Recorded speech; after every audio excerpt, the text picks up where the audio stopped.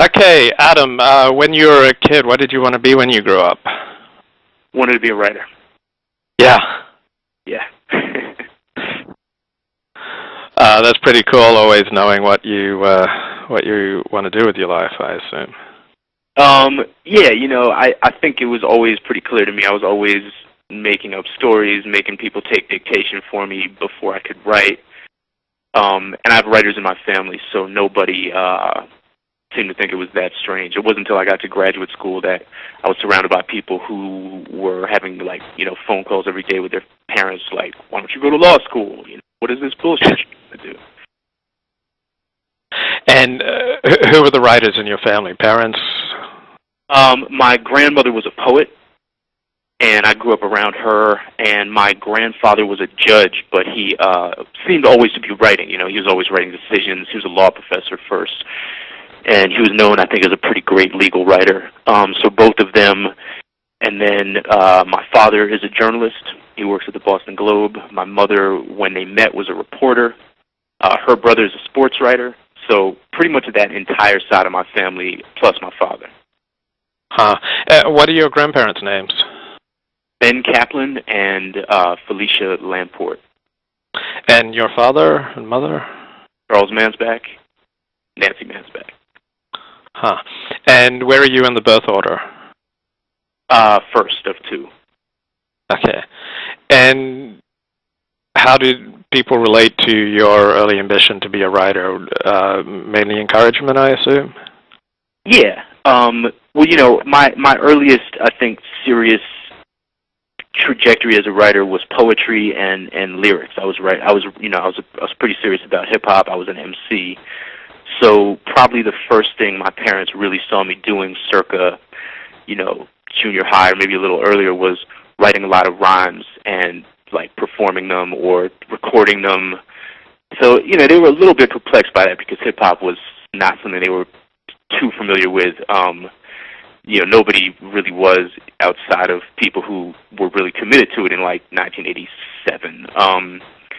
But I think that they appreciated that I was doing something artistic, and I think they also saw that what I was doing, that hip hop was something that was very political at the time, and they were able to make those connections. And my father, being a journalist, had a collection of 60s paperbacks on his shelf, so I would be listening to Public Enemy, and they'd mention, Bobby Seale or Eldridge Cleaver, and those were actually books that were in my house. So I was able to sort of make those connections, and my parents sort of saw it happening. They understood that hip-hop was about politics and also poetry. And, my grandmother's poetry was actually in some ways very similar, very, I always fail to say this word correctly. What am I trying to say? Analogous? Is that the word? Yeah, analogous, or analogous, yeah. Right.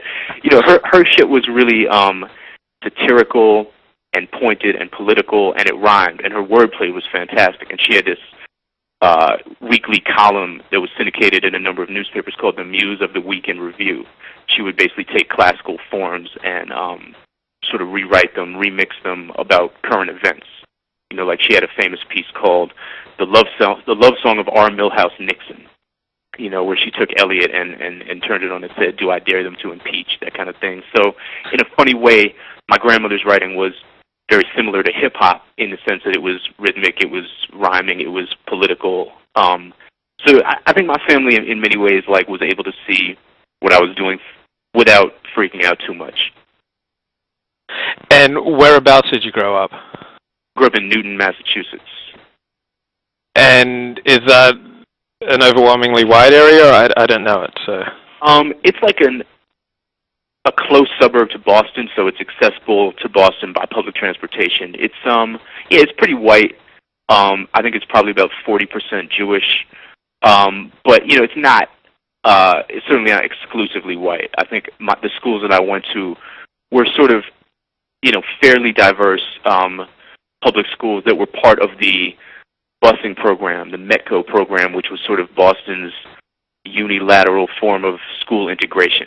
Boston's a really pretty segregated and racist city, and it took them about 20 years after Brown versus the Board of Education to truly segregate their schools, and the way they did it was by busing black kids from, the inner city from Roxbury, Dorchester, Mattapan out to suburban schools.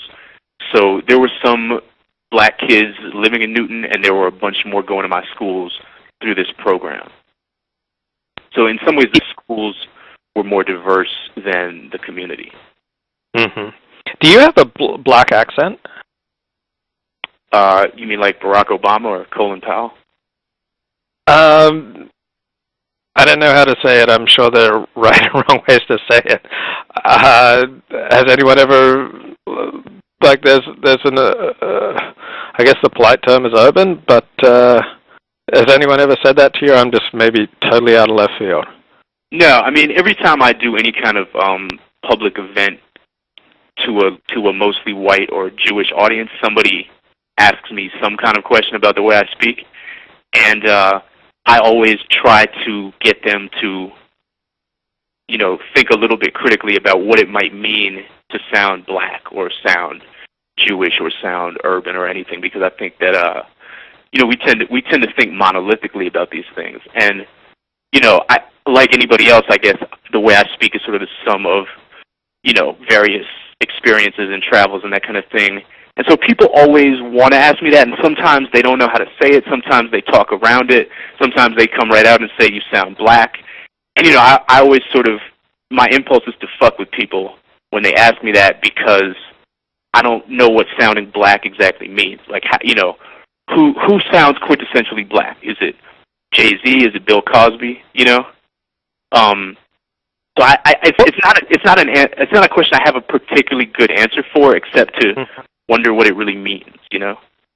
Well, it's interesting. Barack Obama sometimes speaks differently to a black audience and to a white audience, meaning the intonations and the accent that he uses will change. Mm-hmm. Yeah, I think that's very true. I think probably that's the case with all of us, that we have sort of infinite variations in the way we present ourselves and the way we speak.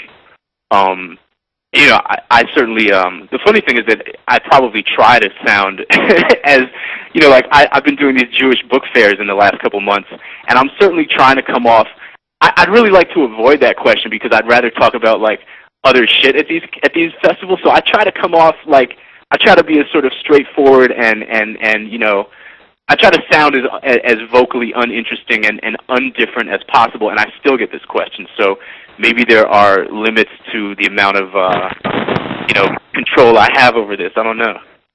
Right. At what age did you, I'll just say it in the vernacular, fall in love with blacks, or did you, or what happened there? I don't fall in love with blacks. I don't think that ever happened. I think that, you know, I got into hip-hop when I was about 11 or 12.